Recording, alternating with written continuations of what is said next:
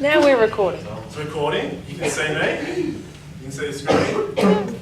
Yeah. Oh, awesome. Cool. So the bonus chapter, calorie aware versus calorie counting. So look, tonight's probably going to go for around about 2 hours, depending on questions. What we might do is about halfway, have a bit of get up, go walk around for a bit, have a bit of a drink and refresh. Like I want you to be switched on the whole time. Cool? Alright, so let's go. First thing. How you going, mate? Not bad. Good. Understanding what your metabolism is. Okay. So your body is simply a makeup of chemical reactions. So every time we eat, every time we sleep, there's always just a different chemical reaction going on. That's pretty much known as our metabolism. So every time you blink, move, breathe, it's just a chemical reaction, okay? And that is your metabolism. Now, when we're looking at weight loss, in terms of metabolism, basically we want to eat and exercise in a way that creates a chemical response in our body that A, builds lean muscle tissue, and B, burns adipose fat tissue. That's all we want, okay? We want those reactions happening in our body. Now, also known as increasing our metabolism. So the permanent fat loss and even rock hard abs come from constructing the correct metabolism. It's as simple as that, guys. Now, this is pretty much what the metabolic nutrition is based upon. So turning this into that. Sounds good? Alright, cool. Alright, so to understand what our metabolism does, okay, we first need to understand over a 24-hour period what it is. How you going? Good. Yeah. What it is that affects our metabolism. So here we have a pie chart of the percentages. There's 4 major things that affect our metabolism over a 24-hour period. Now the first thing is body temperature. So 5% of our metabolism is used through the regulation of body temperature. Who remembers back in the 80s when it was a bit of a thing to go jogging in a garbage bag? You don't remember that? Yeah, cool. Because they thought that, okay, you're regulating your body temperature, you're going to burn more fat. Now it's 5% of it, seems like a lot of effort for 5%. Now the next thing is feeding. So the digestion of nutrition, okay, roughly takes up around about 12% of our metabolism. Now that still isn't a lot, and you hear the things going around, if I eat a lot of protein, then it's harder to digest, so my body has to work harder, so I'm going to burn more fat that way. Now realistically, that's only 12%. It's a very small amount of percentage on that. Now the one that gets people a lot is physical activity, so exercise. So realistically, exercise only equates, hello? Hi.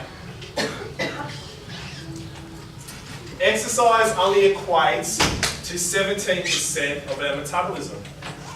Now it seems crazy that the first thing you do when you want to get in shape is you go, I'm going to go exercise. But realistically, hello. There you go. You boys can sit next to me. Let's see. So there's a seat there. Seat there. Yeah. Alright, so exercise is 17%, okay, which is a really, really small amount, considering that the first thing people think when they're going to get in shape is, I'm going to go exercise. Now, the big thing that affects your metabolism is lean tissue, so is muscle. So 2/3 of your metabolism is affected by how much muscle mass you have on your body, because every time you move, that's your muscles moving your body. So that's you using energy. So if you have more muscle, you're going to burn more energy. Therefore, your metabolism is going to increase. It's as simple as that, guys. So you want to shift your focus from the exercise of, running on the treadmill for an hour, and shift your focus to having that increase in muscle mass. Okay? That's the fastest possible way to increase your metabolism. Make sense? Isn't muscle a byproduct of being Yeah, for sure. Yeah, you need to exercise to get muscle. That's for sure. So I think we don't should sort of really They are. So But that sounds yeah, no. You need that to create that, but this is what burns the fat, not that. Yeah? Alright, so what does this information mean? Realistically, muscle mass matters, okay?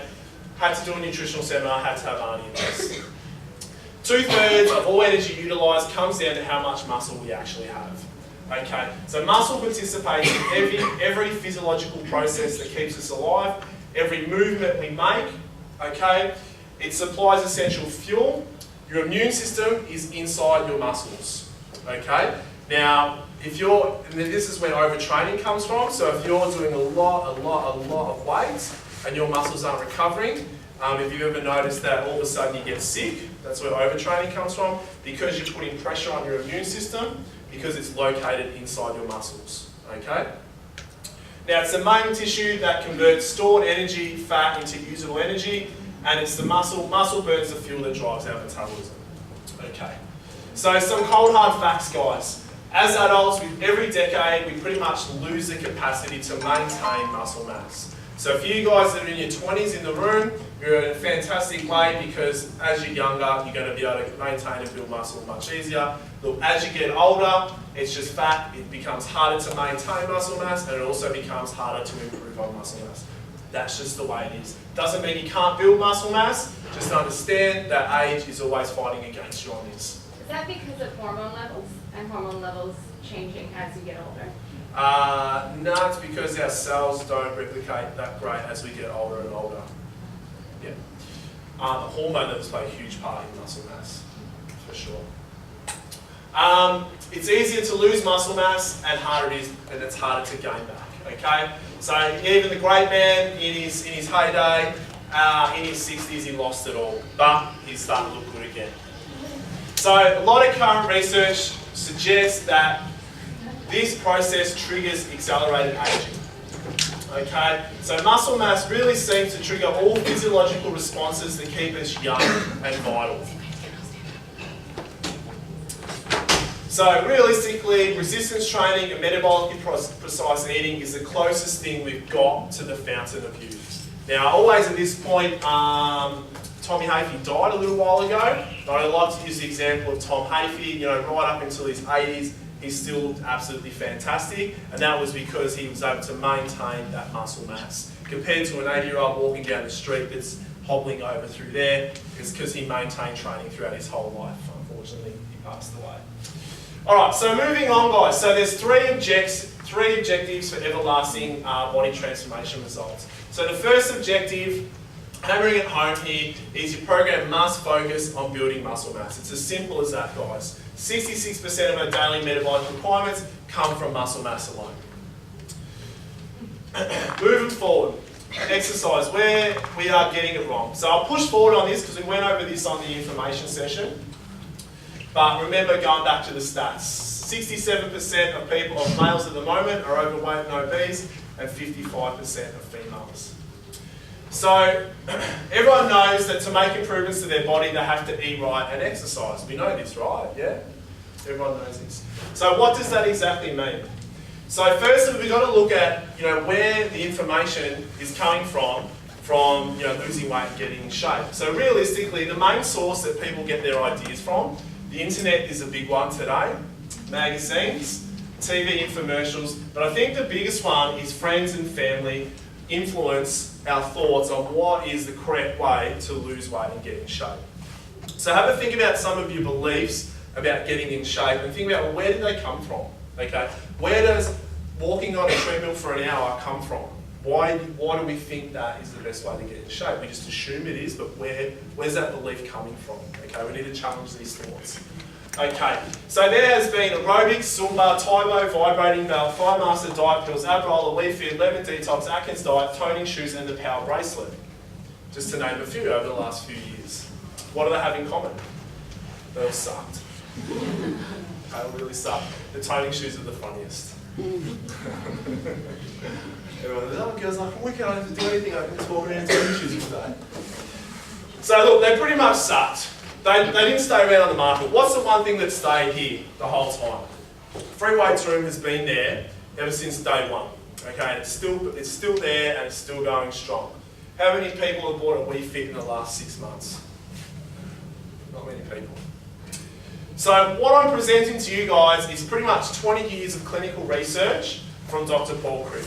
So Dr. Paul Cribb, I had to do his course to be able to teach this, and he spent 20 years researching this stuff to put it together for a program for personal trainers to teach to their clients. Cool?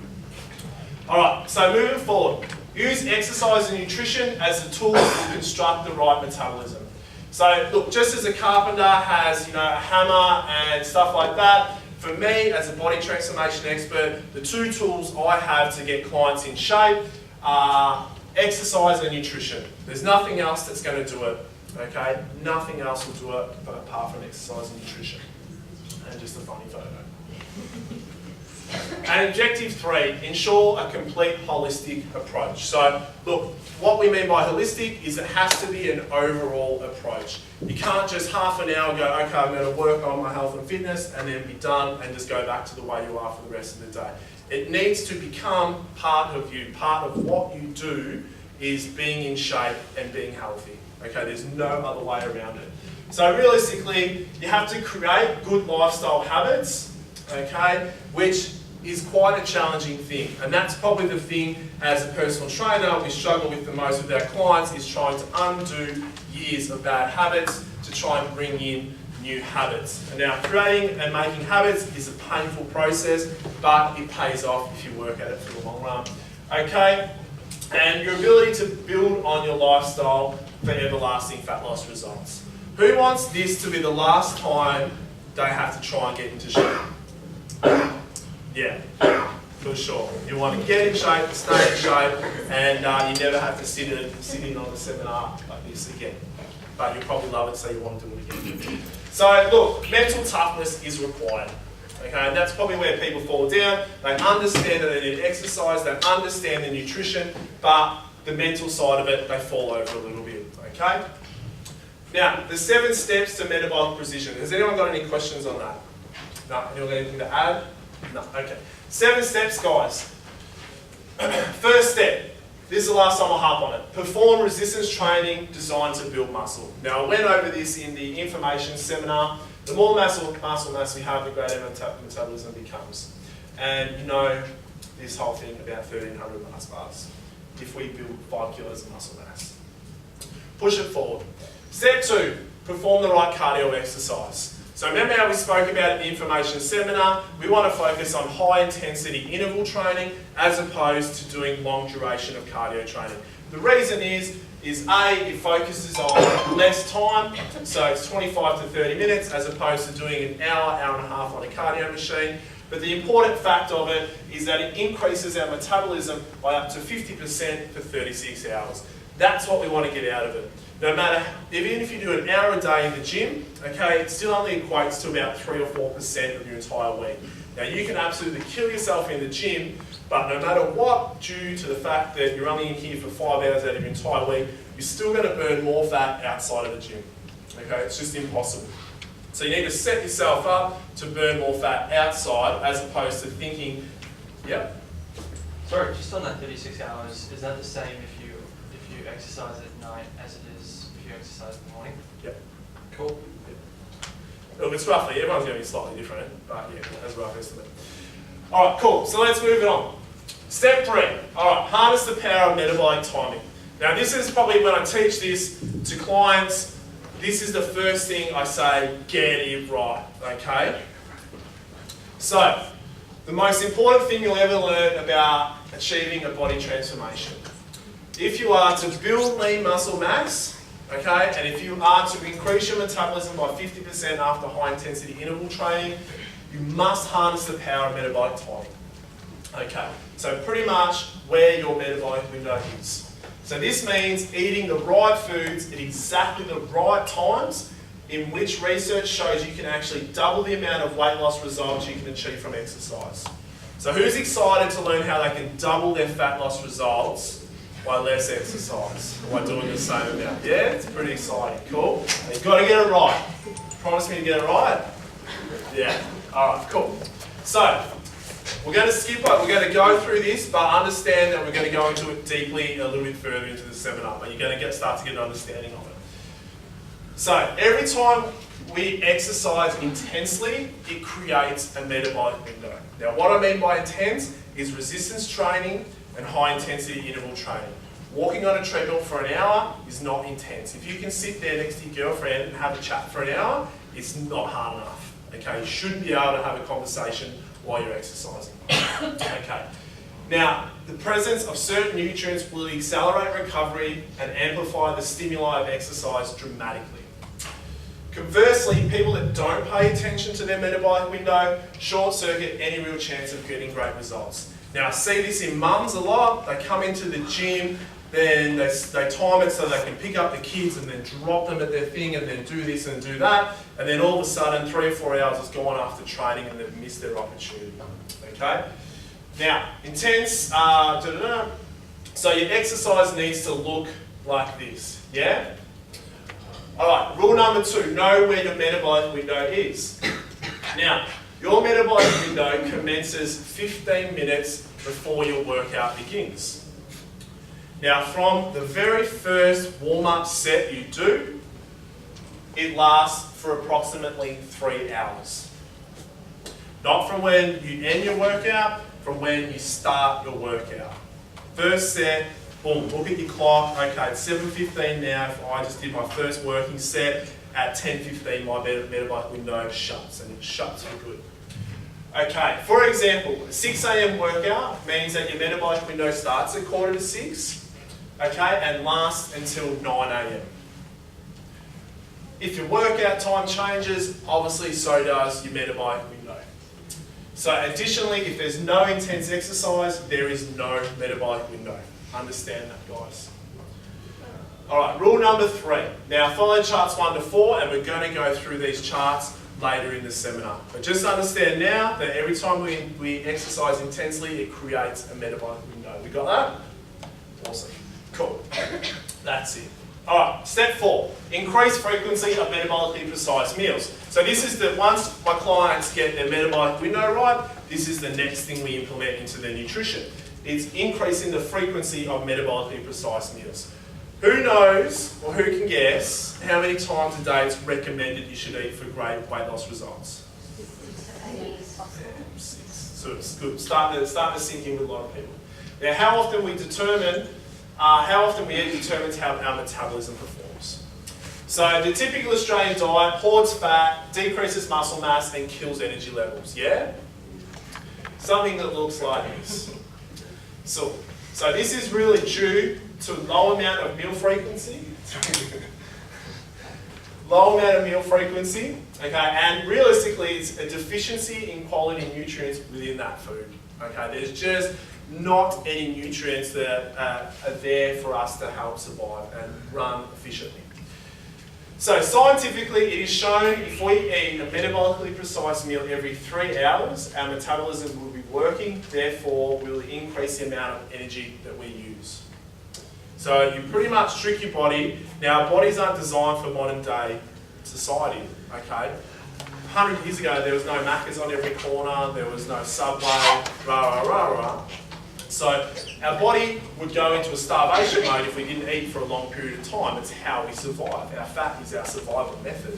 Okay? So we need to trick our body into thinking that there's no shortage of food. So we need to eat frequently for them to then know that there's no shortage of food and I can give up my fat, which is our survival mechanism. So switching to foods that look like this. So therefore, ideally with a 16-hour day and 8 hours sleep, there is 6 opportunities to increase your metabolism each day. So 6 meals a day. If you wanted to eat more meals in the day, you're probably going to get faster fat loss results. But we recommend 6 because if I said 8, you should freak the hell out. Cool. All right. Yeah. If you eat more meals, should you eat less at the meal? Because I found that I ate a lot of calories. Yep. That my fitness class yesterday, so I thought if I ate meals, that would be incredible. You eat to when you're full. Yeah, I feel like it, but still a lot. Yeah. Okay. We're going to go over your calories. You probably shouldn't pay too much attention to calories. I was shocked. Yeah, cool. All right, let's move forward. So can I have cheat meals? This is obviously the question I get asked a fair bit. So if you're going to eat 6 meals a day, then you've got 42 chances a week to increase your metabolism. Yeah? So to sit here and for me to say I can pretty much guarantee you'll get weight loss results out of this nutrition plan, you need to get 38 out of those 42 meals correct each week. That's the only way I can say I guarantee it. I've seen people do it 21, 22 meals and get results, but I can't guarantee it. Everyone's going to be different. You need to get 38 out of 42 meals right each week. So what does that mean? So firstly, a missed meal is also classified as a cheat meal, as you're pretty much robbed of the opportunity to increase your metabolism. Okay, so if you're missing meals, then you're not allowing your metabolism to increase. So therefore, if we follow MP to the letter, if you did it perfectly, you've got 4 cheat meals a week. So you can let your hair down for a little bit and eat some of those foods that you do enjoy 4 times a week. But you've got to get this right here, okay?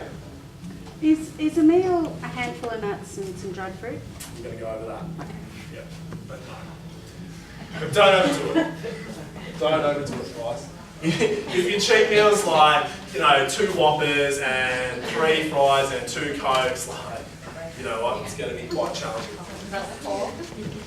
Alright, so what is a metabolically precise meal?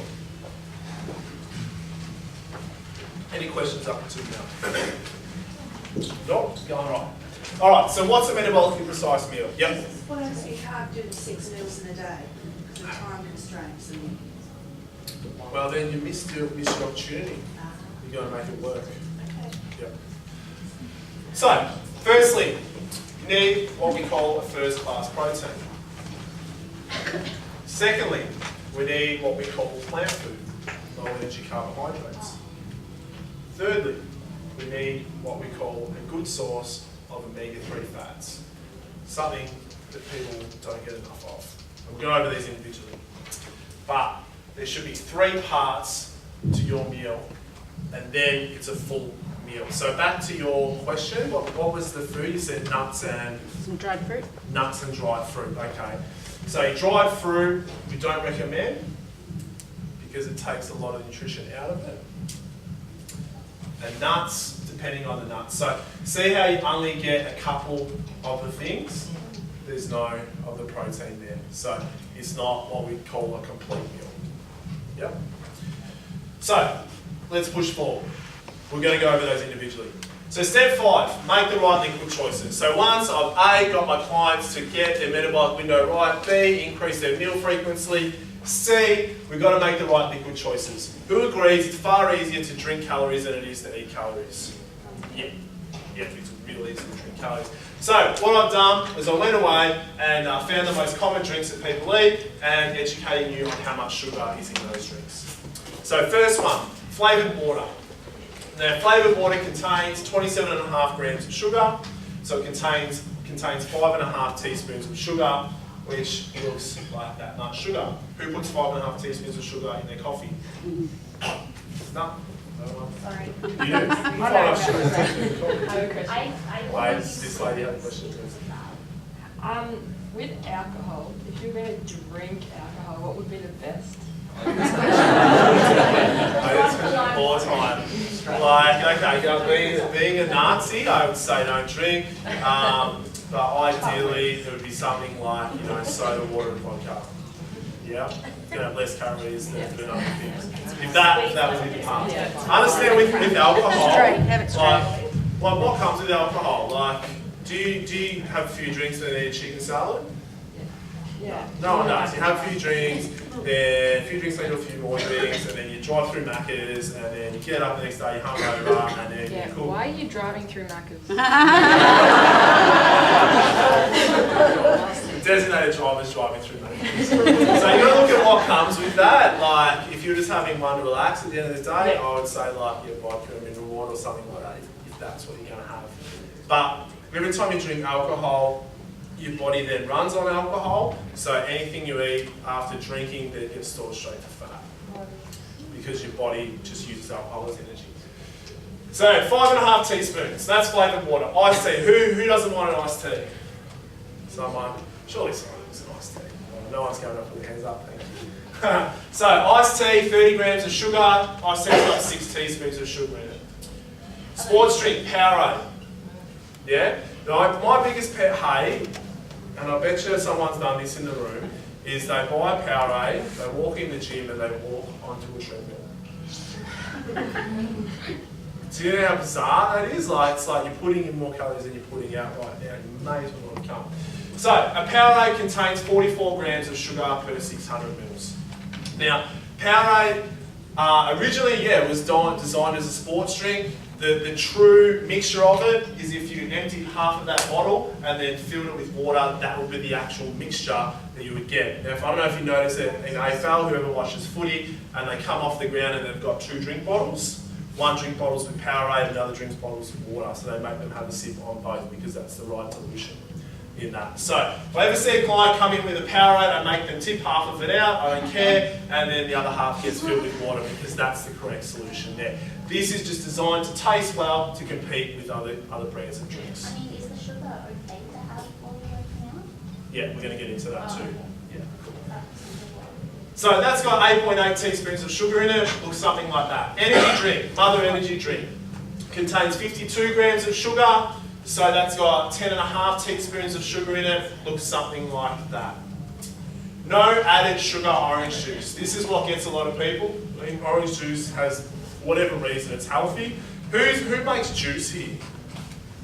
How many oranges does it take to make a glass of juice? like 6 at least. A heap of oranges. So when you're drinking orange juice, it's not one orange, it's like 8 to 10 oranges in that cup. So there's going to be a lot of sugar in that.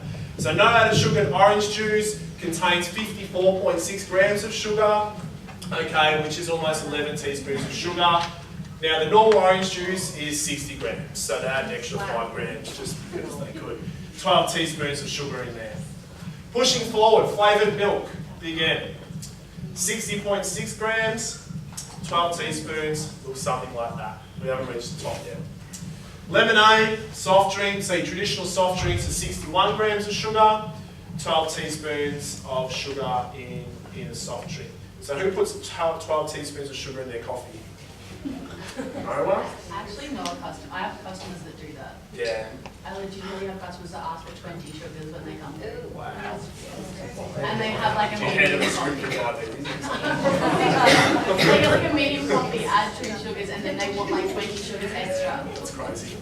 I'd like to say that if the coffee's really bad and I've already got 6 equals, I will put extra in. Extra sugar. Extra sweetener.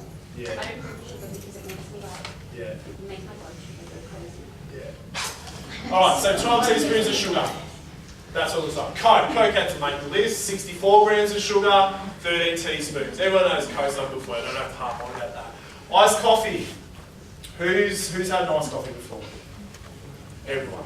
They're quite tasty. They're great on your way to a long weekend or something.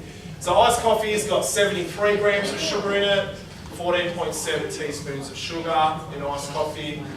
The highest sugar content drink I could find in the supermarket that day was Rockstar Energy Drink. Anyone want to guess how much sugar is in a Rockstar Energy Drink? It's 920. 70? I reckon it's 90. I used to drink a lot of Rockstar. 84 grams of sugar in a Rockstar. So that's 17 teaspoons of sugar. So look, understand that it's really easy to drink calories. So if you want to get this stuff right, my suggestion is to always drink 0 calories. So every time you got liquid in your hand, think about how many calories is in that drink at that present time.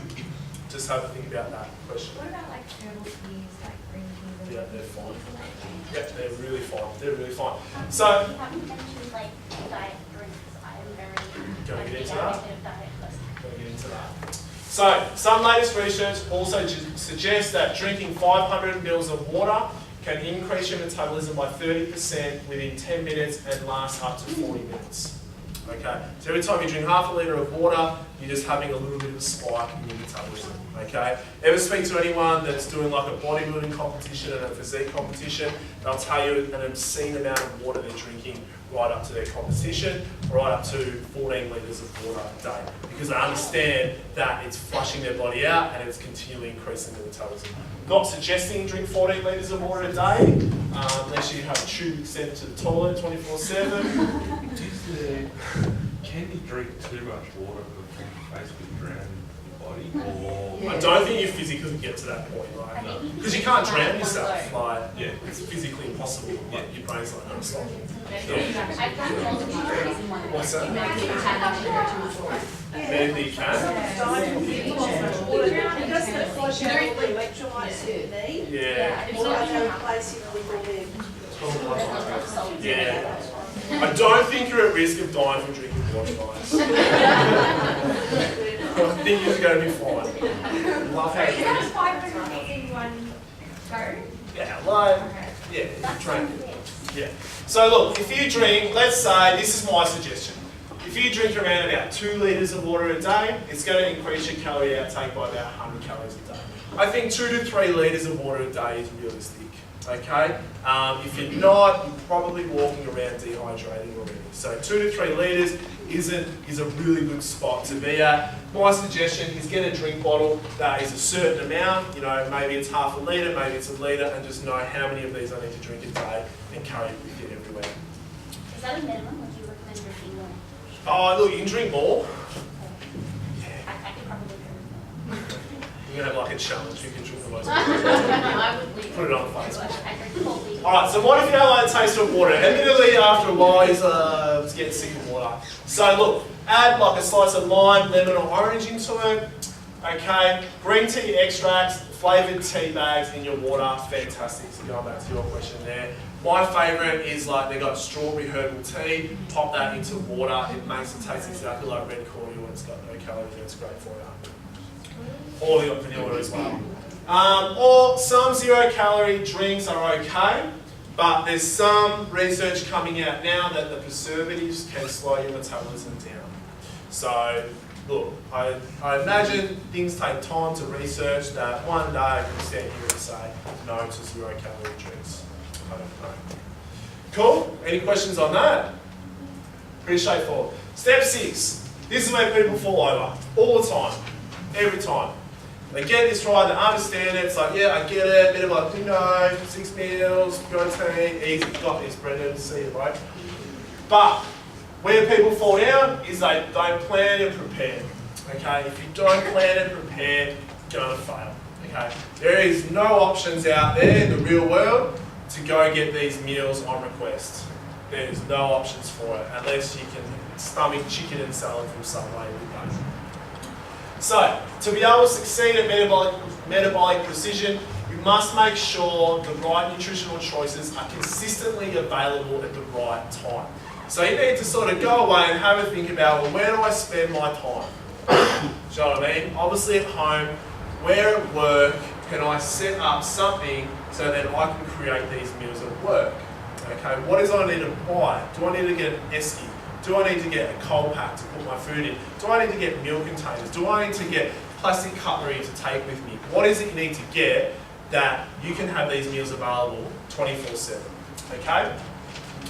Now, on the other hand, people that fail at metabolic precision, it's not due to a lack of willpower, they fail at not perfecting their preparation strategies. So be ready and make a plan. So these are 5 strategies I always recommend to adhere to. Firstly, always have tomorrow's food ready by the night before, no exceptions. If I come to around your house every night and I had 6 meal containers and I go, James, how you going, bro? Here's your meals for tomorrow, put it in the fridge, there's your esky to take to work, how easy would it be? It'd be easy as, wouldn't it? So you need to make that happen for yourself, that you have all tomorrow's food ready, okay? Obviously you don't need to cook breakfast the night before, but what is it you need to make sure that's there for breakfast the next day? I know for me, when I get up at 4:30 for a 5:30 climb, I literally have my my stove, I have my water in my pan with my eggs ready to boil before I go to bed, so that I don't walk and put that on and set the timer for 11 minutes. Only because I know that it just makes it that little bit easier for myself. One good strategy I like to adhere to is write out what tomorrow's nutrition will be. So if you were to sit there, instead of spending 5 minutes on Facebook and sat there and spent 5 minutes thinking about the food you're going to have tomorrow, you would definitely get it done a lot better. Stress is a result of trying to remember too many things at once. If you're trying to remember and trying to think about what it is you're going to eat tomorrow, guarantee if you wrote that onto a piece of paper and start to visualise it, you'll have more chance of success with that. Okay? Create somewhere at your workplace where you can easily create metabolically precise meals. Now I know it's challenging for some people that are sales reps and stuff like that, you're on the road all the time, but have a think about how can I make this happen? You know, there's the thing called the 3-pack and the 6-pack bags that come with containers, everything's set for fish oil capsules and protein containers and stuff like that. Maybe you need to look at getting one of them. But you need to make sure that where you're at work, you spend 8 hours a day there, you're going to be having at least 2 to 3 meals there, so you need to prepare something to make that work. Always shop for the entire week with possibly a small shop midweek for fresh fruit and vegetables. Biggest time waster is every night going to the supermarket to get things organised for tomorrow. You could cut that time down into a third if you did all your shopping in 1 week and then maybe got some fruit and veg midweek just to top that up. Broccoli doesn't last 7 days. And look, use your trainer as effectively as possible. Okay, guys that have personal trainers, they're there for you. Ask them a million questions about this stuff. They can help you with it. Any questions on that? No? Anyone else got any preparation strategies that they find working for themselves? Freezer. Do a big cook up on a Sunday and put them into the freezer. Yep. Take them out the night before and they're defrosted, ready to go the next day. Yeah, exactly. Really good one. This is going back. I just need to clarify. The 6 meals, they're not all expected to be the same, similar. No. Ah, No.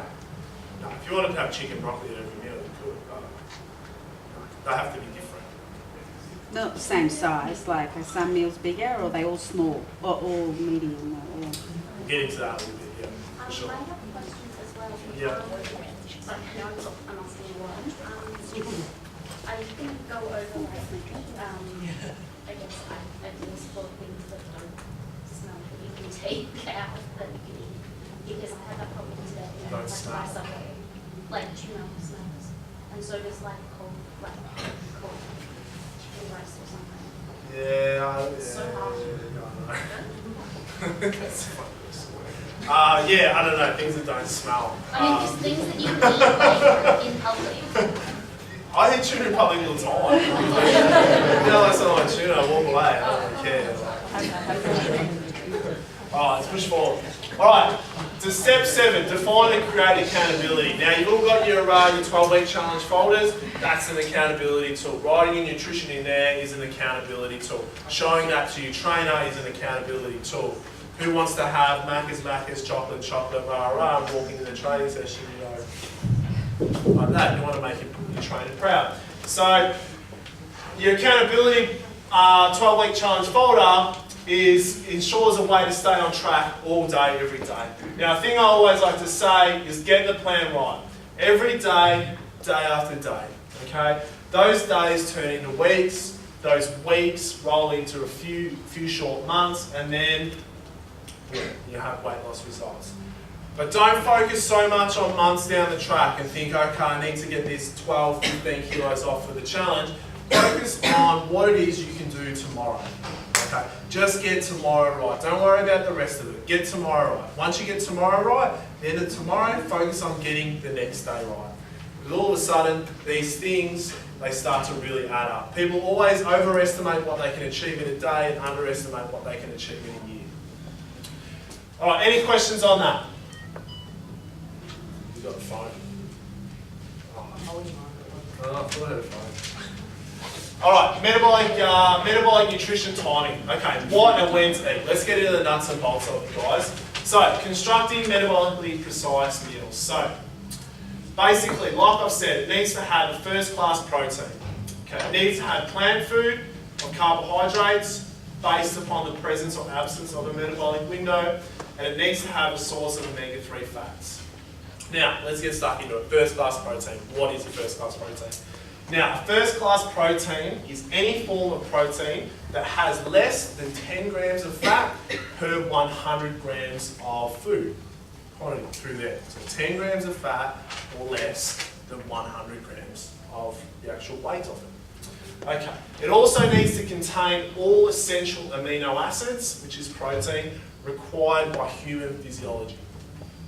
To create a successful body transformation, it is now evident that getting your protein intake correct as quickly as possible is the most important factor.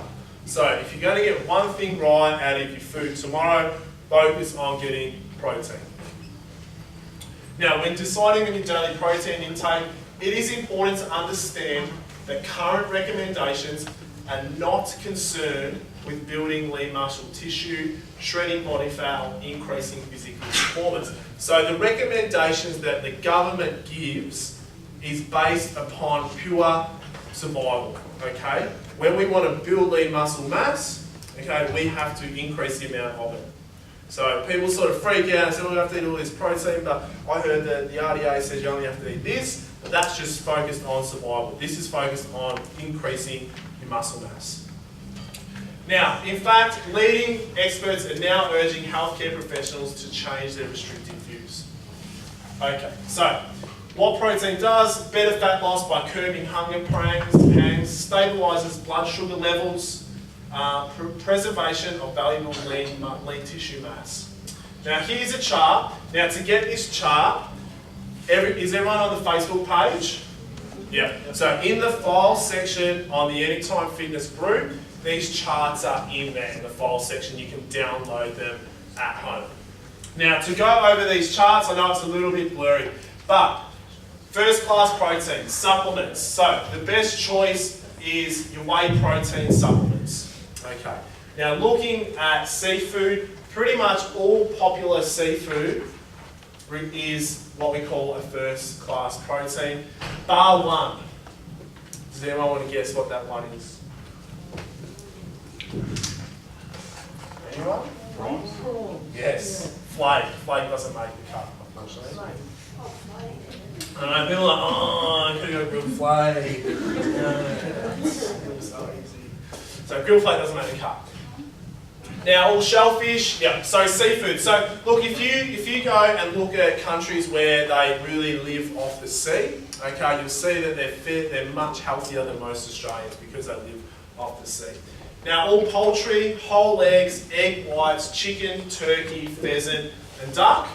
Now dairy, low-fat yogurts, cottage cheese and skim milk, and pretty much all red meats, beef, lamb, pork, kangaroo is probably the leanest and highest amount of protein you can have. Peter? Can I query on the low-fat yogurt because the fat is replaced by sugar? It is. So should the full fat be better now, like the Greek yogurt? Yep, I would suggest Greek yogurt for sure. Full fat. Full cream Greek yogurt. I don't know if this applies to anyone else in the room, but I'm lactose intolerant and the only lactose-free yogurt is generally low fat. So is it better to cut that out entirely? Yeah, I'll just cut out yogurt. Yeah, for lactose intolerant. And if you're going to have protein powders, you're probably going to have to look at pea protein. Okay. Yeah, so it's actually made from peas. So any questions on that? Now, like I said, you can download that off the Facebook page and then have that there. So looking at that, every meal you eat must contain something off this chart. Every time you eat must contain something off this chart. Any questions on that? All right, push it forward. Now, how much protein we eat at each meal is also quite important. Now, there are many misconceptions about how much protein needs to be eaten in each meal. Now, the human body, who's heard that the human body can only digest so much protein at one time? Anyone heard that? Yes. Yeah, it's 30 grams, that's what they say. And the raw food is computed saying that it's not even digested properly in your system. It can stay there for days, fermenting and doing Yeah. well. Yeah. Sorry, so nuts are not a protein that you can eat.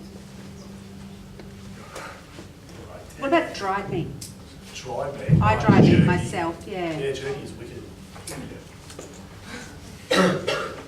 Alright, so too much protein can actually make you put on weight.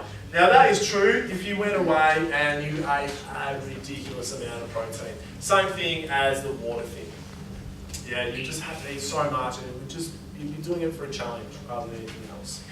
Cool? Did you have a question there? Oh, okay, question. Alright, cool. Although there's no evidence that can ever possibly define the exact amount of protein an individual requires, it's going to be different. Every person in this room is going to be able to digest protein at a different rate. It really is made up by the enzymes in your stomach, and it depends on so many different factors that it's impossible for someone to say a human can digest this much amount of protein. It's just impossible. Okay, but we've got a bit of a baseline. Okay, so let's have a look at this next chart. Now, everyone's had their body composition assessment done, yeah? Yeah, cool. Now, in your body composition assessment, okay, you would have figured out, the trainer would have said, okay, you have this much lean muscle mass. Okay. Who knows it off the top of their head, so we can use them as an example? Yeah, 17. 17. Yeah. Nah, 17 is still. No, you can't. It's impossible. 17%. So yeah, how much lean body mass? Oh, Yeah. James. Jars? Alright, so Jars is 60.5. So looking here, your body weight, so we go off your lean muscle weight, is 60 kilos there. Now for Jars, he needs to roughly eat around 28 grams of protein at each meal. On roughly, okay? So someone else give me an example so we can really hammer this home. Zara, do you know that? 44.5. So Zara, say 45, Zara needs to eat 21 grams of protein at each meal. Pretty achievable. Anyone else? 55, so 26 grams. So look, you go by the closest rough estimate. Okay, now as you can see, the heavier your lean mass becomes, the more protein that you require.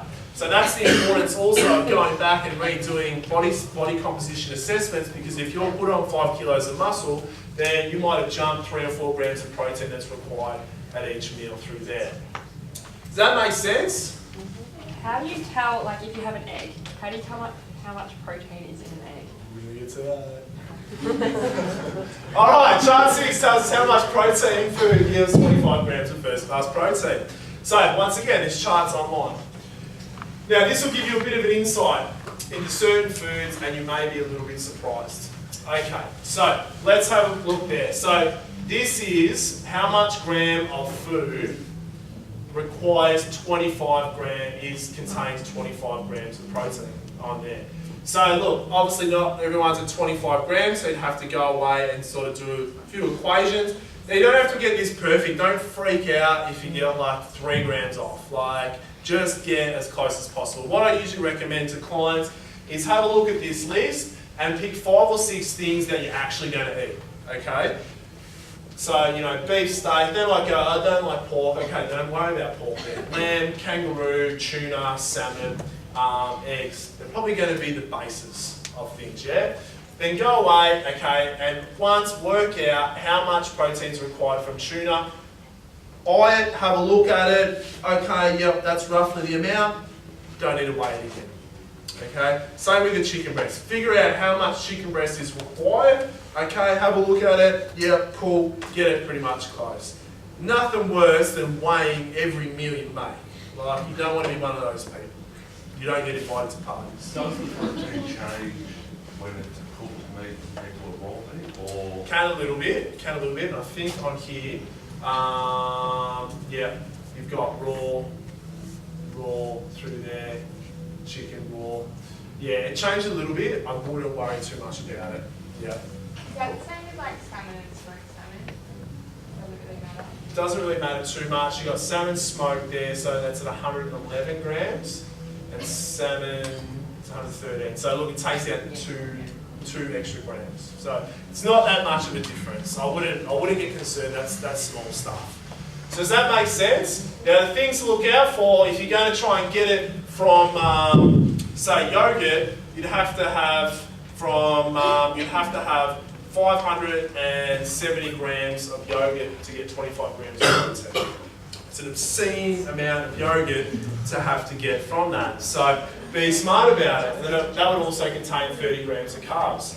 So if you're going to have yogurt, you know, it'd be things like adding some protein powder into the yogurt as opposed to that. If you're going to have milk, you'd have to drink 780 mils of full cream milk to get 25 grams of fat. No one wants to drink a litre of milk. So just be smart about it, add protein into it, things like that. So that's online there, rough it out and get it right. Cool? Any questions on protein? Do things like almond milk contain more protein because almonds have protein? No, they contain less protein, but almond milk is the go-to. Yeah, for sure. It's super low in carbs. Yep. Contains more fat. Does coconut milk have any protein? Because I have a lot of that. Has a little bit, not a big fan of It's not coconut. worth like counting as a protein. Look, you have a look on the side of the thing, yeah. Generally I don't count the protein from almond milk in that. So what about like vegetarian and vegan protein substitutes? Yeah. So you've got pea protein, Yeah. is the There's go-to on that. like, for example, I bought from a website like, and it's like a meat substitute that you can use in a regular meat and it's high in protein. Yep. Low in fat. Yep. If I can calculate how much protein is in it and how many grams of fat, could I put that in as my Yeah, for sure. For sure, it's high protein. Any other questions on that? Carbohydrates. This is definitely where people get it wrong. Now, the right carbohydrate choices at the right time will either make or break your body transformation. It's as simple as that, guys. Australian society, Australian nutrition is pretty hung up on bread, cereals, pastas, and stuff like that. We're really, really hung up on it. Now, to program your body to achieve metabolic precision and succeed, you must make the correct choices straight away. So, we've removed the thought process out of carbohydrates, the low GI, high GI. I don't like it. It's quite challenging to try and learn it. So we've got two groups of carbohydrates. We've got low energy carbohydrates and we've got high energy carbohydrates. It's as simple as that. Okay? Now, low energy carbohydrate. What is that? So it's pretty much anything that is a fruit, vegetable, or legume. Okay? Now, these are nutrient dense, so they're very high in nutrition, okay, and they're very low in calories. Now, people freak out when I tell them to eat a lot of this. It's like, well, it's too much food. Later in the seminar, we're going to go over being calorie aware versus calorie counting. Understand that you cannot eat too much of this stuff, okay? Is that pumpkin up the top? Yep. And what's that thing below it? Cabbage, Oh. red cabbage. Yeah. You cannot eat too much of this. What kills me is some of the diets out there, like, you know, bagging fruit and stuff like that. Like, there's nothing wrong with fruit. There is nothing wrong with fruit at all. Okay. They are to be consumed at every single meal, particularly outside the metabolic window. So having plenty of low energy carbohydrates will create an environment that promotes muscle recovery and sustained energy release and efficient fat metabolism. Okay? So all that means is faster results. So in fact, the more low energy carbohydrates you eat, the faster you will get results.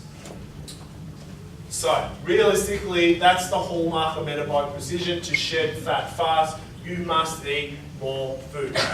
You must eat more food. Like Megan said in the information seminar, she freaked out earlier on about how much food she had to eat. But it's crazy, like I'm saying, you know, to get in shape, you've got to eat a lot of food. But you got here the same way by eating too much food. So, like, I'm providing a simple solution here. Alright, so more of the right food at the correct time. Cool? Now, how much is enough then? Now, you should strive to eat around the size of your fist for low energy carbohydrates, which is around about 1 to 2 cups worth at every meal. Okay? Pretty simple. Now, you want to gradually strive to eating roughly an extra half a cup every 2 to 3 weeks. Now, the reason why we do that, the theory of it is in a 12-week challenge, the theory is you're going to build on your exercise. You're going to be exercising more often as it goes on. You're going to be lifting heavier weights as it goes on. So you're going to require more calories as it goes on. So then that's how we strategically put more calories into your body. So you don't have to get it absolutely perfect. Once again, you don't have to sit there every meal and try and put an apple in a cup and go, yeah, that's about a cup apple, cool. Like, rough it out. Okay, that looks like a cup and a half, 2 cups. Sweet. After a few weeks, all right, let's try and bump up low energy carbohydrates. Let's eat more of it. How can I eat more of it? Okay. Now, try to eat as many colours as possible. Obviously, we know your greens are fantastic, like reds, whites, yellows, oranges. Realistically, when you're eating your food, there should be as much colour as possible on that plate. That's going to tell you how much results you're going to get. The greater amount of colour, the greater results you'll get. So let's have a look at the chart, guys. Once again, this is on Facey. So, pretty much everything that is a fruit, vegetable, or legume. It's simple stuff, guys. All I'm telling you is to eat more fruit and vegetables. Like, as simple as. Like, can't get any simpler than that. So, look, if you really want to get stuck into it, now if you really want it to be really hone in, your cruciferous vegetables, okay, and probably the best vegetables you eat. Now, the reason why they get the name cruciferous vegetables, quite challenging to say, is that if you looked at them on a microscope, they look like they have the little crosses. Like the Jesus Christ cross, that's where they get their name from. They are broccoli, cauliflower, cabbage and Brussels sprouts. They're your 4 healthiest options of vegetables through there. They just have the most amount of fibre. And all your legumes, so your beans and stuff like that, all fantastic. Now there's 2 fruits, 1 fruit and 1 vegetable that's not in this. Anyone guess what it is? Bananas. Potato and banana. Someone said it right. Potato and banana. Yeah. Every aunt told me about it. Why did you nearly slaughtered me for eating bananas before working out with it? You have banana before working. Huh? You don't have banana before. Not after? 3 hours before. No, not 3 hours. Look, so look, the thing is, someone let me. Yeah, just go to the bathroom. Oh, cool. Now it's out of it there.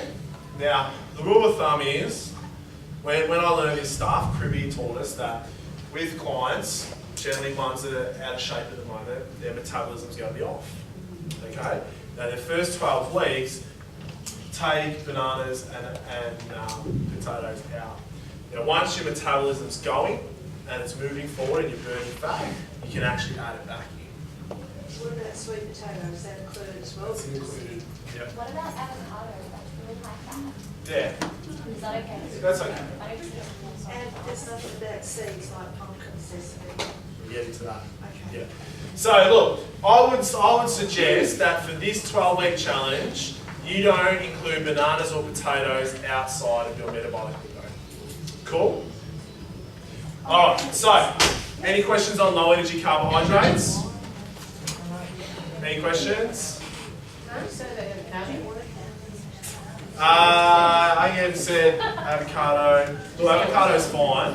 We're going to get into avocado a little bit. I wouldn't worry too much about avocado. Yeah. Cool? Yeah. No more questions on that? Alright, let's push it forward, guys. High energy carbohydrates. Now, these are the things, realistically, that has got Australians overweight. Now, anything that looks like that, it's pretty much the makeup of most people's nutrition at the moment. So these are processed plant foods and great examples of bread, breakfast cereals and pastas, generally what many people would call a staple diet through there. Okay, these foods present a lot of energy to the body very quickly. Generally more energy than is required at that present time, hence putting on body fat. Now, however, eating these foods at the right time can actually increase results. When do you think we'd want to eat these foods? Inside your window. Yeah, cool. Smart group. These can only be consumed within the metabolic window, the 3-hour window from when you started exercise. Reason being is we depleted the muscle mass from carbohydrates. We need to replete it back in. We need to get that energy back in. You might answer this, but does that include like white rice, that sort of thing? Yeah, white rice. Yeah. Yeah. So your rice is there. White, brown, whatever it is. As a rule, this is my rule, okay? If you wanted to really get really good results, okay, in your window, the ones you would choose would be bananas, sweet potatoes, rolled oats, and brown rice. They would be the 4 I would focus on. Now I know a lot of people are, oh, I like my white bread and stuff like that, and they go, sweet, I still have my white bread after training. If you can't let it go, cool, keep it after training, but my suggestion would be to let it go, okay? The quickest way to get results is get wheat bread. Cool? Alright, let's have a look at the high energy carb chart. So, pretty much all sugars, glucose, maltose, maltodextrin, sucrose, can be used in small amounts only after workouts. Examples are Gatorade, Powerade, and other sports drinks. All breads, whole grains are the most nutritious, obviously. All pastas, once again, whole grain varieties provide the most nutrition. All types of rice, once again, brown is more nutritious. All whole grains such as wheat, oats, rye and barley, and in your vegetable category, any potato, all kinds, and bananas. Once again, like I said, sweet potato is probably your best option on that. So does that make sense? Yeah. Cereals and stuff like that also fall into this category. So, the last one, and this is probably why, this is the one thing that people really don't have a focus on, is omega-3. Now, to bring it back a little bit, why is it so important? So, the theory is that your muscle wall should have a wall of omega-3 fat surrounding it. Should have. Now, that omega-3 wall of fat acts like a gateway to take food from your blood and put it into your muscle. Now, if you're lacking that omega-3 wall of fat around your muscle belly, you then cannot get the nutrition required into that muscle belly because it absorbs it, it's a gateway. So you can imagine that you get to the gym, you do a weights training session, big tick. B, go home, get your metabolic window right, big tick. But if you're lacking that omega-3 wall, where's that food going to go? If it can't enter a muscle. Straight. Did you say straight to the house? Some people. Yeah, that's where it's going to go, guys. But then the double-edged sword, like the worst part about it, is you miss that nutrition getting into the muscle, so it can't recover and it can't grow. And it shrinks and gets smaller. So you could be doing the workouts, eating right, but still not getting results because you don't have your omega-3 intake right. Cool, that's the importance of it. Now, looks like this. Now, countries that eat a lot of omega-3, a lot of research shows these are the healthiest countries in the world. Okay, some South American countries and stuff like that, where cancers aren't even present. Now, there are 2 families of polyunsaturated essential fatty acids, omega-3 and omega-6. We all know this, okay? Omega-6 is very high in the Australian diet, omega-3 is very low. They're not interchangeable and they have different biomechanical roles, okay? Now, however, the typical Australian diet contains 20 to 25 times more omega-6 fat than we actually need. Okay, for whatever reason, some marketers got a hold that omega-6 was important and we could sell more bread and more everything to people if we said omega-6 was in it, and then we started eating more omega-6. So that's where we said, about the avocados, I said don't worry too much about avocados because they're high in omega-6. Oh, that's good. Cool? So, the ideal ratio of omega-6 to omega-3 is 4 grams of omega-6 to 1 gram of omega-3. That's your ideal ratio. Now, the typical Australian, who could guess what the typical Australian ratio is? I think it's 12 to 0 or 12 to 1. You know? So the actual ratio at the moment is around about 25 to 1. So if you're being sort of eating just the typical Australian way of eating, at the moment you are deficient in omega-3.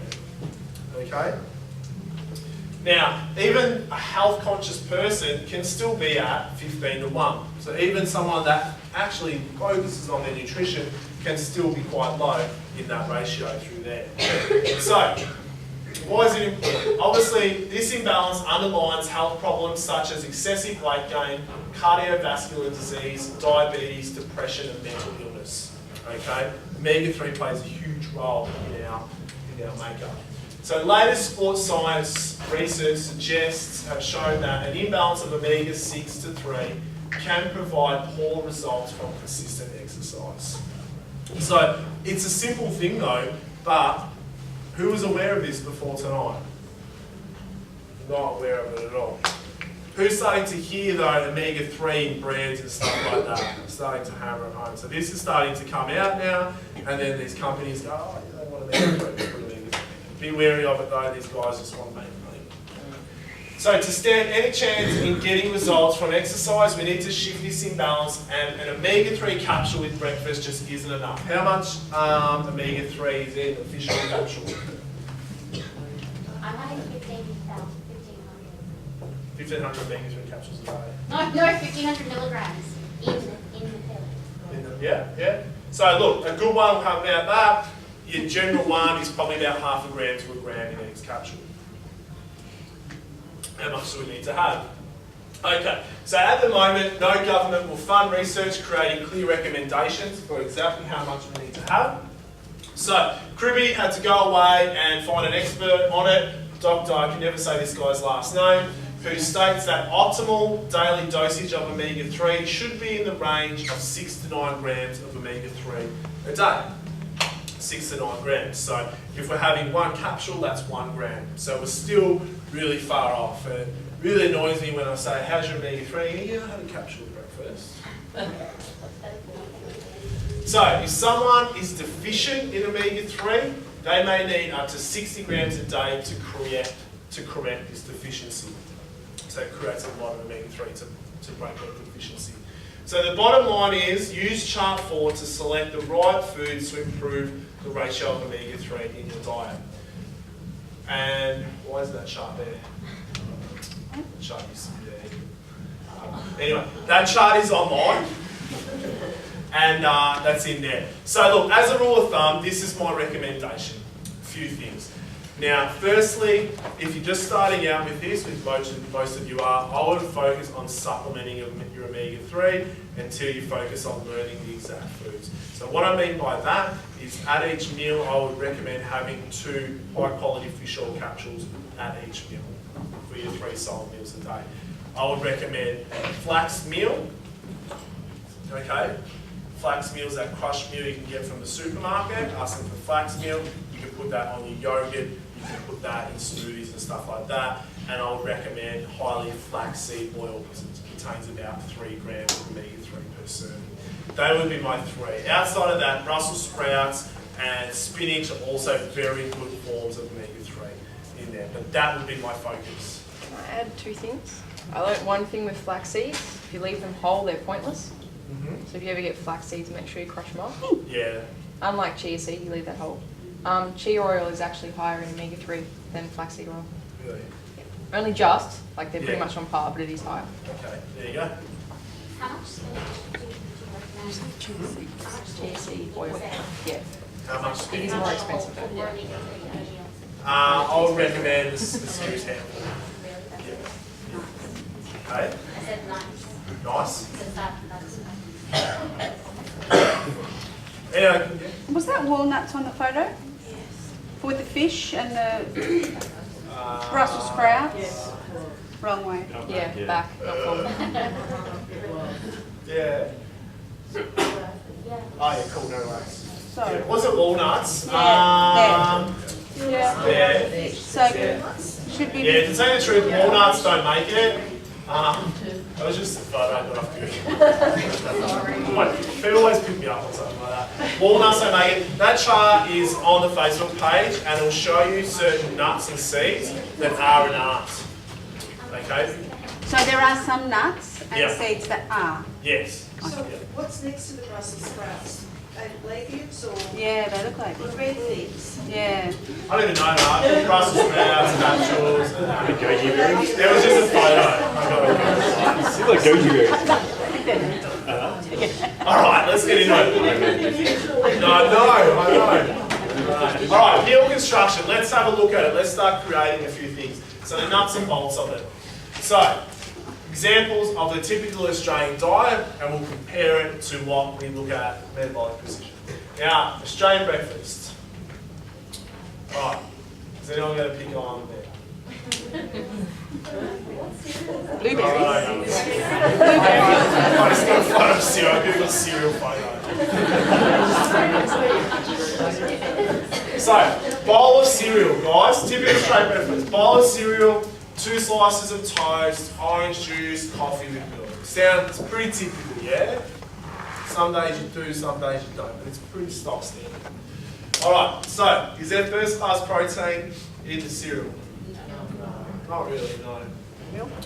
There's 3 high energy carbohydrates and no metabolic window present. So it's a bit cross. Is there omega-3 in that?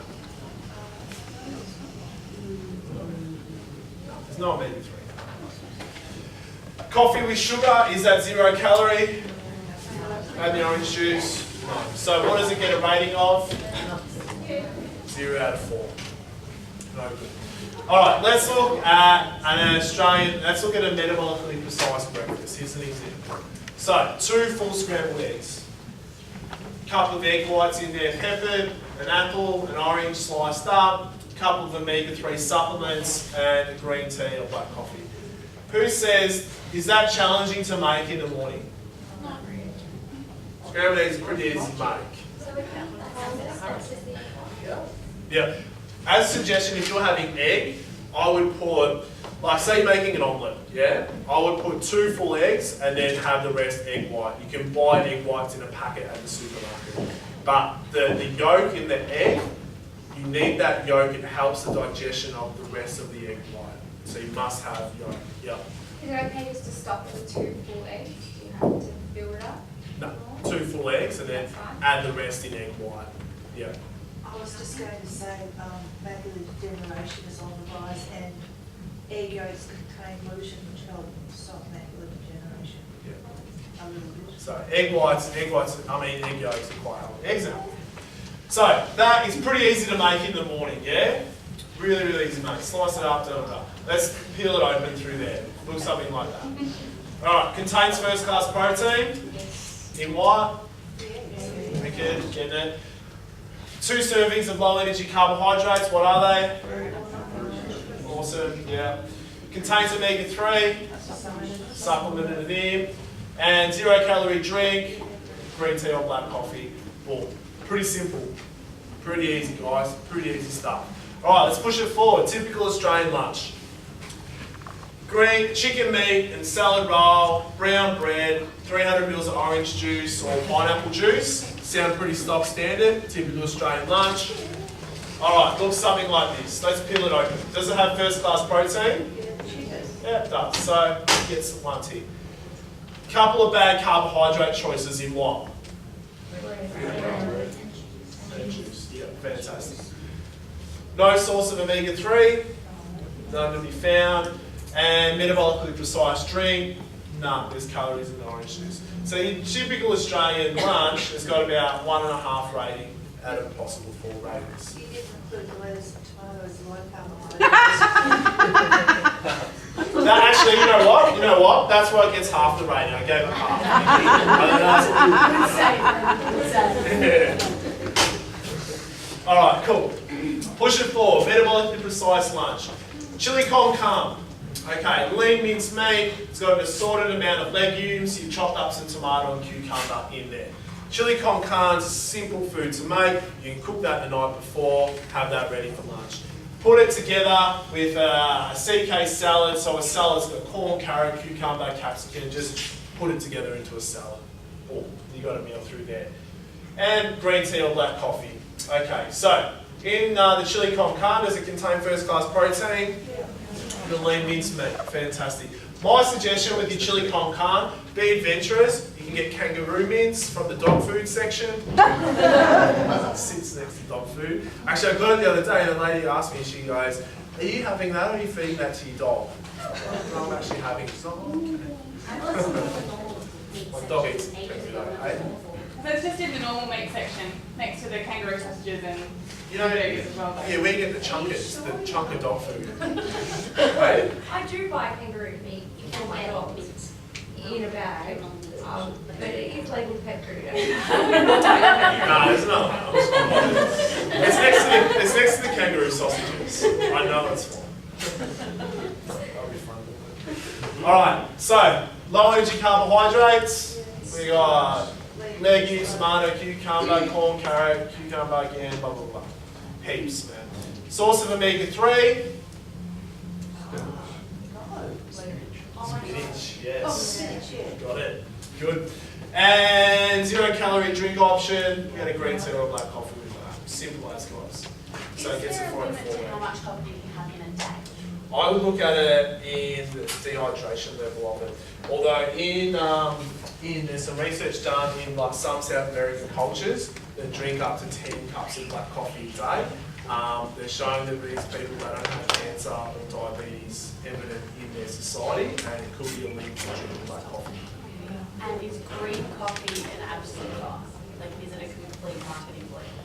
I drink green coffee, I quite like it. Does it so really work? I really don't know anything. Yeah. Other questions? Just what sort of coffee, because you get instant decaffeinated. I think, look, that's all personal choice really.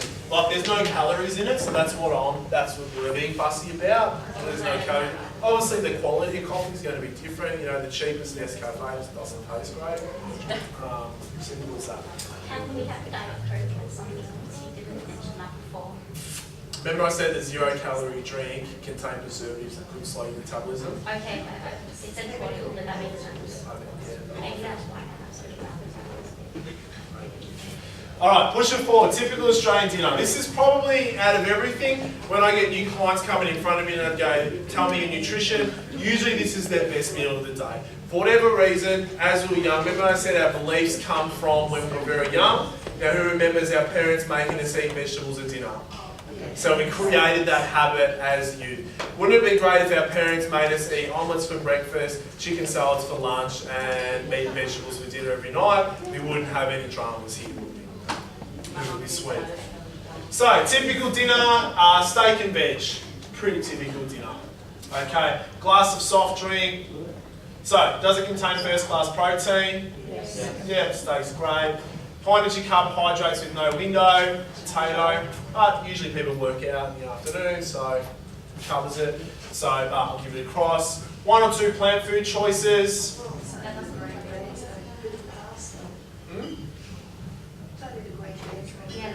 Stop picking on my picture. I don't think go after seminar physically cool things and take photos. To add to that, you want to put spinach and cucumber. Yeah, if you want to add to it. Salad. For sure, for sure. Source of omega-3. No. Most people aren't wary of it up until now. And metabolically precise drink. Look, if you had a soft drink, probably not. But the typical Australian dinner usually gets a 2 to 3 out of 4 ratio. So that's where I think Australians are actually getting it right with their dinners. Cool, metabolically precise dinner. 5-minute tuna cakes with that CK celery cooked up and a 0 calorie cordial because we wanted something sweet. So something that looks like that. High in first class protein. Where's the first class protein? Tuna, fantastic. Low energy carbohydrates. Salad through there. Omega-3. Yeah. Spinach. Tuna and spinach. But the tuna is generally where we get it from. Now, as a rule of thumb, you got to notice when you have a look at the chart. So you get tuna canned in two different liquids. What are they? Water and oil. Yeah. So ones in oil contain a higher amount of omega-6, so they don't classify for the omega-3. Ones in spring water do, so they classify for the omega-3. So if you're having tuna in spring water, you're also ticking your protein and your omega-3 list off. What about tuna and brine? Isn't that just water? You don't need the added salt. That's salt and water. Yeah, that's fine. That's a bit of flavour, so it's okay. That's So you fine. just drain off the Yeah. So that's a rule. So omega-3 in there. Metabolically precise drink where we had 0 calorie cordial. Cool. Gets a 4.4 ratio. See the difference? So there's some examples there for you. All right, let's push it forward. So look, we spoke about what to eat. How many times a day do we say to eat? 6. So what are we eating the other 3? protein. Alright, so what about the other 3? So we need to be getting 6 meals a day. So look, let's look at our metabolic window first, and then we're going to go over the other 3. Cool? Alright, so metabolic window.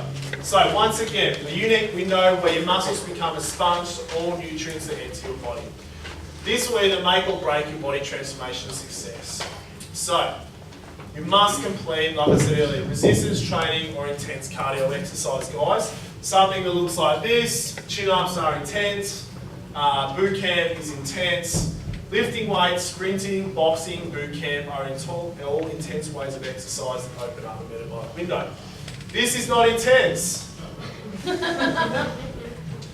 That's not intense. Nothing wrong with yoga, but it's just not intense. It doesn't create a metabolic window.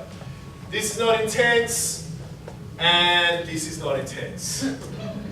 Although I have had people say that, yeah, I'm on dance floor for 6 hours. Can I tick that off as cardio?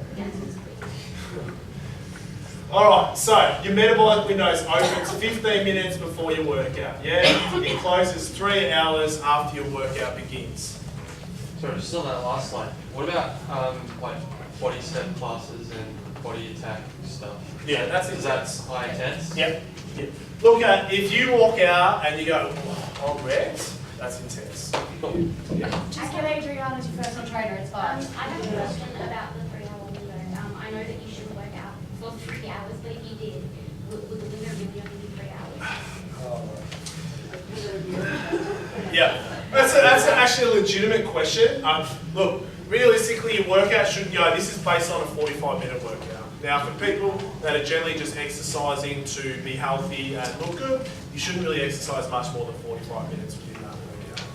Now, obviously, there's people that play football, play sports, or athletes. So when you get into the athlete metabolic position, your window, your exercise lengthens. As a rule of thumb, after 45 minutes, if you add 15 minutes onto that workout, it improves your metabolic window by 30 minutes.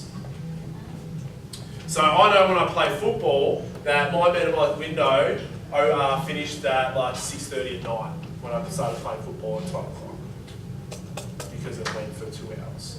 So if that's it, but realistically for you guys, there's no need to exercise any more than 45 minutes. If you are, you're probably doing this too much, and you should focus on getting it done. Cool? Alright. So 9 AM boot camp opens at 8:45, 8:45 to 9, window closes at 12. 6:30 PM boot camp, window opens at 6:15, closes at 9:30. Now, if you exercise twice in a day, you therefore have 2 metabolic windows in one day, if you were to do that. Okay, if that's your thing, the golden rule for training twice in one day is you must be at least 6 hours apart. It has to be at least 6 hours apart, okay? If your exercise was light, walking, yoga, Pilates, there is no metabolic window.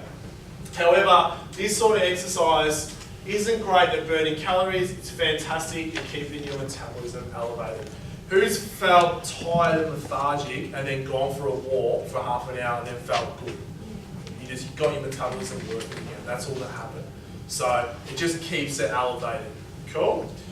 Alright, so nutrition in the window, pre and post workout. So this is your supplement strategy. Okay, 15 minutes before your workout begins, you must contain 1 serving of whey protein isolate with water before a workout. Whey protein isolate with water. No almond milk? No. Not with your pre-workout shake. The reason why we say that is because almond milk is going to slow the absorption of the protein. Yeah. The focus is at this point, we want protein, we want amino acids in your blood when you start lifting weights, because the second you push your weight, that amino acid binds to the muscle, so then when you go to sleep that night, it recovers and it grows. Okay? So, you also want to include 10 to 50 grams of glucose in that pre-workout shake. Now, people get a little bit hung up on this and they freak out a little bit. You're going to ask a question, Peter? Where do we buy that stuff from? Glucose powder. Get it from the supermarket. You get tablets too, can't you? Can. Oh, And so we have. But if you're putting fruit in, then isn't fruit then glucose? Yep, and I'll get to that. Does like chocolate protein powder have glucose or credit? Not really, that's like a preservative. I get whey protein isolate and glucose into it. Now, as a rule of thumb, if you wanted to get it right, if if you want to get it really right, you would start with 10 grams, okay, 2 teaspoons, put it into your protein powder, drink it. Next workout, put in 15 grams, drink it. Keep adding 5 grams to a point where you drink your protein shake and go, oh, I feel bloated. You know that feeling you eat chocolate, you're like, nah. Yeah? If you get that feeling, bring it back 5 grams, that's the absorption rate. That's how quickly, at that present time, your body can absorb glucose. Now, at that point, you've got to make sure you exercise because you'll just put glucose into your body. Okay? What it's doing, though, is you're going to use that through exercise. You're going to use that through exercise.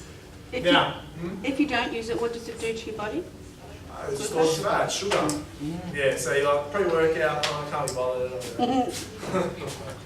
And that happens, I said it, I sit near the door. Immediately after a workout, exactly the same thing. Exactly the same thing. Cool thing I recommend you getting from like the supplement shops is you can get like the protein containers, and they've got a couple of twist caps underneath it, so then you can have your supplements there, so you have your first one, and then if you work out, untwist it, pop it in, turn it up. Yeah, I highly recommend that. Without attempting to sound really dumb, whey protein, is that still the same thing as the pea protein you're talking about? Yeah, so if you're lactose intolerant, I wouldn't have whey protein. I'll try it, maybe get a sample of it, and then see how it affects you. I'm going to be a pain, I'm lactose intolerant. Awesome. Yeah, I know, tell me about it. Yeah, all you need to do is add fructose in there and you're sorted. I'm borderline. So for you, mate, I would have pea protein, it's going to be fine. So does that make sense? Same thing before and after. Same thing before and after. Now if you're a little bit funny on the glucose, okay, this is my suggestion. You can have it with a little bit of orange or fruit juice, okay? You could have with the Powerade powder. So the Powerade powder from the supermarket, I highly recommend that as before and after glucose supplement. Or the third one is you could have it with the banana. Like I said, Christine, that one I recommend having with the banana. Before or after the workout, the banana? I would have half the banana before and then half the banana after. Simple. Make sense? Alright, pushing forward guys. Now your first meal. Now, the second you finish your last set or the last sprint or whatever it is you do, in 1 hour's time, you need to have eaten whole food. You have to have eaten whole food. And this gives me the shits when clients go, well, I've got to go pick up my kids, and then we've got to go to the church-side, and we've got to pick up this, and then I've got to go see my sister because she split up with her boyfriend. And that. I'm like, no, you need to go eat food. Okay.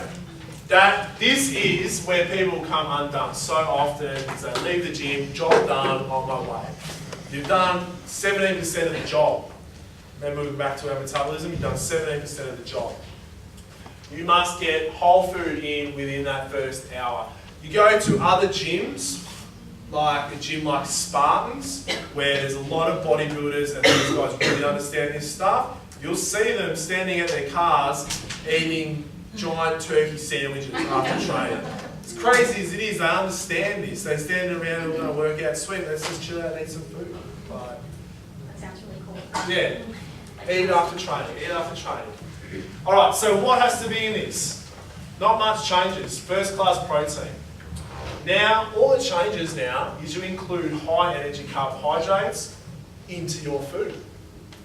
So, many people like to trick themselves into believing, and it's a great mental way of focusing, that when you exercise, you get your treat of high energy carbohydrates. It's like, sweet, I train now, I can have a little treat after training. And a source of omega-3. So all that changes now from your normal food is that you include high energy carbohydrates to help aid the recovery from the exercise that you've done. So the example. So first metabolic window meal would be MP 3-minute omelette, jam-packed with a heap of steamed veggies. You would have 1 to 2 slices of dark rye toast, a raspberry tea, and omega-3 supplement. So all that's different is you've added in a couple of slices of dark rye toast. Burger has dark rye. Example. Can you have rice instead? Yep. Remember what I said earlier? Yeah, I know. Yeah, sweet potato, banana, brown rice, rolled oats. They're your 4 big ones. They're your key ones there. Do you have to have the carbohydrates or not? Yeah. Yeah. Yeah. You're missing out, like, then you're not replenishing the carbohydrate that's in the muscle, and then all of a sudden, so when you don't replenish, so that won't recover, the body has a really good ability at using muscle as energy before it uses fat. Yeah, so it can actually break down energy from the thigh and put it into a pec. And then you do a leg workout and it breaks down your pec and puts it into your thigh, and all of a sudden it's just moving around, it's not doing anything. And you depleted all the glycogen from your brain, so it breaks down the body to refeed the brain. Yeah, gotta have it in there for sure. Yep. Dumb question, if you can get all of that into a smoothie, does that count? Yep. And I'm going to answer this question because that's a legitimate question. Because toast smoothie. So let's push it forward. Now, second meal. So in that 3-hour window, really it's 2 hours 15 because we've exercised for 45 minutes of it. We need to have 2 meals. This is where people come unstuck. They have this big meal first, and I'm full, I'm not going to have a second. Now, my suggestion: this meal can be in liquid form. There you go. So, but it must adhere to the principles. First class protein, low and high energy carbohydrates, and a source of omega-3 fat. So that could be, Now, I wouldn't recommend putting bread into a blender. So there's a few things that do and don't go into blenders. Now, this is a perfect example here. Berry and banana smoothie. So you've got your whey protein, strawberries and blueberries, banana, and flaxseed oil with almond or rice milk as opposed to soy or cow's milk. Why no soy? Estrogen. Who said that? Yeah. Why is it that one? So look, soy milk has shown to really elevate estrogen levels, and estrogen levels have nothing good to do with building muscle mass. Counter affects testosterone. It affects your testosterone levels. What about lactose-free milk like Zimmel? I don't know how to hear about lactose. Is that the same as soy protein? Yeah, I wouldn't recommend soy protein.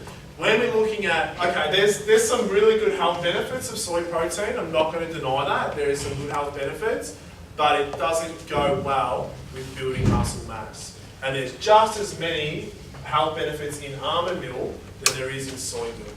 Why not have a crack and try it? Cool. Does that make sense? You can also add in rolled oats. Rolled oats blend up quite well in a blender, so banana and rolled oats for that. Spinach, is that like replace the flaxseed oil? Can you do that? Yes. Spinach, or a handful. If you wanted to put spinach in it, yeah. You don't taste it, it's just, I might be allergic to flax, and I'm going to experiment with it. Try it. Yeah, try it out for sure, yeah. Almond milk, does it know if it's sweetened or unsweetened? Ah, yes, unsweetened. Now, the crazy marketing people at the companies, once again, understand that almond milk is now becoming popular. Now, you can get flavoured almond milk now. The cool thing about flavoured almond milk, it's got 30 grams of sugar in it. So be mindful about that. You can actually make your own almond milk. Just soak the seeds, soak the almonds for 8 hours and whiz them up. Almond milk. You do that? So, Alright, so let's push it forward. Alright, voila, all of a sudden, now you're on your way, guys. You're on your way. Alright, so, but what about the 3 other meals? So let's say we've done a workout. So we've done a workout in the afternoon. So we've got breakfast, we've had our omelette. We've got lunch, we've had our chili con carne.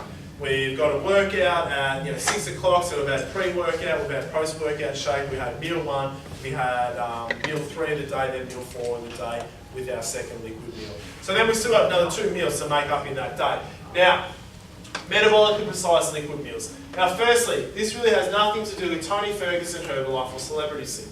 Now I know there's people in this room that don't mind the Herbalife or the Isogenics and stuff like that. If you were going to take these supplements, this is when you would take them. You would also add them into your metabolically precise liquid meals. Make sense? Told you how to add that in. Alright, so something that looks like this. Now, MP requires to eat 6 meals a day. definitely can be quite challenging. So 3 of these meals can also come from a liquid form. So some new weight loss studies have shown that better body composition improvements come when liquid nutrition is incorporated into your nutritional plan. I do recommend liquid nutrition for sure, and it's got to have the right nutrients in it. Now, but nothing changes, guys. Firstly, what do we put in it? Now, we have to have a source of liquid in it. It only makes sense. So, aside from water and skim milk, I recommend trying other milks such as oat, rice, almond, or goat's milk. Try to steer clear from soy milk, as I highly recommend almond milk is your #1 choice. And if you're going to buy almond milk, that would be the one that I would recommend buying. That would be the one, yeah? Australia's own organic almond milk. They have a range of rice and soy as well. They're fantastic. You can go to Aldi and buy a 6-pack for like $20 or something. So, not Aldi, it's the other one. Yes. Yeah, lots of good things at Costco. Hey? Yeah, lots of good things at Costco. Oh, okay. Protein, Yeah. potato tablets, nutritional tablets. Yeah, get a Costco membership, you'll be able to get all your happy stuff at Costco. Alright, moving forward. Obviously you need a form of whey protein. If I'm going to recommend 2 whey proteins, these are the probably 2 I'm going to recommend. So your VP2 whey protein isolate, okay, or your Evolve. They're probably your 2 best whey protein isolate supplements. The third one, if you didn't want to spend as much money, would be your Optimum Nutrition whey protein isolate. They would be the 3 if I had to recommend them. That's what I would recommend. You can get them all online with a simple Google search. The key to liquid meals, this is the key to liquid meals. If you miss out on protein powder with your liquid meals, you're going to feel empty very quickly, okay? Run out of protein powder and just have a crack at just putting milk, berries and flaxseed oil. It's going to go in, it's going to go out very quickly. After half an hour, you'll be hungry again. My boyfriend has a protein powder that has mass gain on it. Can I use that? No. Okay. Mass gain is like 30% protein, 70% sugar. I wasn't sure if it was different. Yeah, that's terrible for you. Yeah. Yeah. So does that make sense? Yeah. With the protein powders, do you need a brand with the protein? I don't. I can find out for you because I know some clients that use it, but me personally, I've never had to use it. Can you get some GNC? You can actually you can get it. Oops. You can get it from bulknutrients.com. Bulk Nutrients have a good range of protein. Yeah, Bulk Nutrients isn't a bad one as well. What about gold standard whey protein? That's Optimum Nutrition. Oh, is that? Oh, okay. Good, got it. All right, push it forward, team. Almost there. Carbohydrates. So inside the window, obviously I recommend either half a cup of whole grains, such as raw oats or quinoa, and also recommend a banana as well. They're probably 2 choices into your liquid nutrition. You're not going to have many other choices in there. What's quinoa? Quinoa, it's just like The grain. Oh, it has little tails. It's quite weird. It has a slight nutty flavour. It can be quite nice. It's sort of like rice. Yeah, it's like couscous. Yeah, you can probably put couscous in there as well. They reckon quinoa is the only grain that has protein and 22 amino acids. Okay. Alright, let's push it forward, guys. So, outside the window, fruits, berries, apples, citrus, some vegetables such as carrots or celery also go really well. I recommend trying things in smoothies and just see how it goes. Some things don't go too well either though, like broccoli just really doesn't break up the seeds. I've tried it once, it didn't work. Try it out, pop it in there. So you've got to have your low energy carbohydrates. So as a recommendation, like apples, beetroot, carrot, that's one of my favourite shakes to make. Also, as a side note, adding spirulina or wheatgrass supplement can boost your nutritional value of your liquid meals. So if you wanted to, it's not an absolute must, but things like vital greens or essential greens, different companies will call it something slightly different. It's going to really increase the amount of green vegetables through that supplement. And who knows who has that sort of supplement at the moment, who uses that? Try it. You can take spirulina pills that Yeah. minimize the protein. You need like 10 of them. Yeah. Yeah, true. You have to take like 6 of them. You got to be wary of what you put it in. Like if you drink it on its own, it's going to taste gross. Like you've got to put it in a smoothie with berries and things like that to take away the taste. But yeah, it is just algae off the side of a rock. That's literally what it is. Yes, that's what spirulina is. It has a heap of medical benefits though. So you don't have to go around licking rocks all day. Omega-3 fats, so what are you going to put in there? Realistically, there's two things. Flaxseed oil is my absolute recommendation, or crushed flax seeds, also labelled as flax in the supermarket. There are probably two options, but guys, flaxseed oil, that would be my number one option. A teaspoon of that, put it in there. Now, yeah, cool. And your Melrose flaxseed oil, that's probably my highest recommendation. You'll find that in the fridge at the health food shop. Always in there. Last things, ice cubes. Obviously, there's not a lot of health benefits in that, but it just adds a bit of texture to your smoothies. We're coming into summer now. Nothing nicer than on a summer afternoon having a nice smoothie. Ice cubes going to add something to there, and then some flavour extracts and essences as well. You can add into that. That's fine through there. So does that make sense, guys? All right, cool. So look, you pretty much know the secrets now to metabolic precision. So realistically, now it's about going away, getting onto the Facebook, downloading all the different charts that we've gone over, and starting to focus on creating your own meal plans. Because what I've given you tonight is I've given you the tools to create your own meal plan. You can customise this to what you like and what you don't like. You know, rather than me going, here's a meal plan, here you go, have the meal plan. I don't want to eat that. You can create your own meal plan now. Sounds good? All right, last chapter, bonus chapter. All right. So like I said, why you'll never ever have to count calories again while you're eating the metabolic precision way. So this is a representation of 300 calories from a cheeseburger, and that is 300 calories from loose vegetables. Who could eat that in one serving? It's not enough, is it? It's not even close enough. Who can sit down and eat all that? Probably not. Not really. All right, push it forward. That's green beans. That's 300 calories of green beans. That's 300 calories from a cheeseburger. What are green beans? Let's look at something that's a little bit more realistic. So MP, chicken, chickpea and salad. Okay, so that's a chicken chickpea salad. That is how much food you have to eat to equate to one cheeseburger. Tuna salad. Still just one cheeseburger equates to that much tuna salad. Pretty hard to overeat on that, isn't it? And that's your typical steak and veg. That's 500 calories, so a quarter pounder. That's how many veggies and tuna you would have to have the same amount of calories out of a quarter pounder.